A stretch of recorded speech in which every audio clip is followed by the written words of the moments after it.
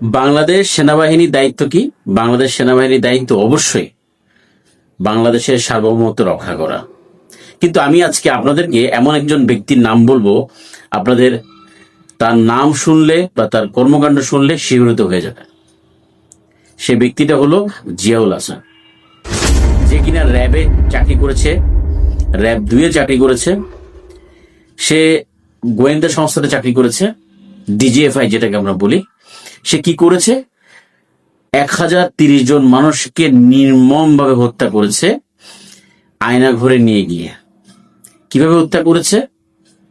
সে electric shock দিয়ে হত্যা করেছে, ইঞ্জেকশন দেওয়ার মাধ্যমে হত্যা করেছে, নদীতে ফেলে দিয়ে হত্যা করেছে, গুলি করে হত্যা করেছে, রেল লাইনে কাটার মাধ্যমে হত্যা করেছে।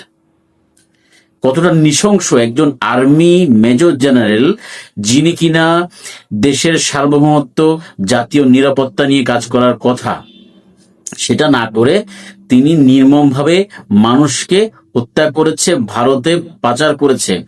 যাদেরকে মনে হয়েছে ভারতে পাঠিয়ে দেওয়ার, তাদেরকে সে পাঠিয়ে তার মাধ্যমে, তার সোর্সের মাধ্যমে ভারতের রর সাথে কাজ করে তাদেরকে পাঠিয়ে দেওয়া হয়েছে। কি নৃশংস!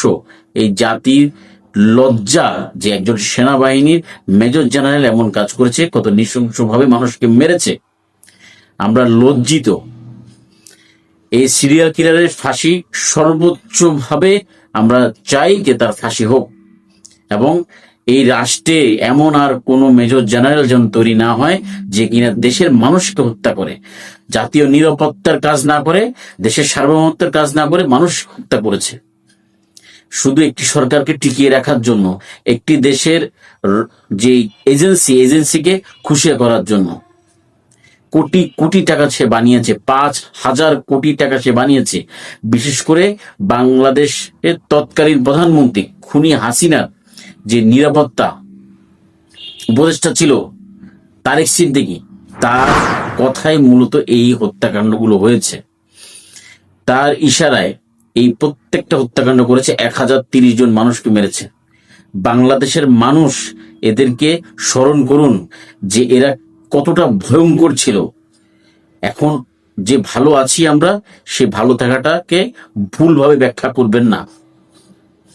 আপনাদের কাছে একটি আকুল আবেদন রইল, এই জিয়াউল হাসানের মতো কোনো সৈন্য বা মেজর আর কখনো, বা মেজর জেনারেলরা কোনোভাবেই আর মাথা চাড়া দিয়ে উঠতে না পারে। এদেশে সার্বভৌমত্ব রক্ষা না করে এদেশের মানুষকে হত্যা করছে। ভবিষ্যৎ বলে দিবে বাংলাদেশে আর কোন সৈন্য হবে কি হবে না।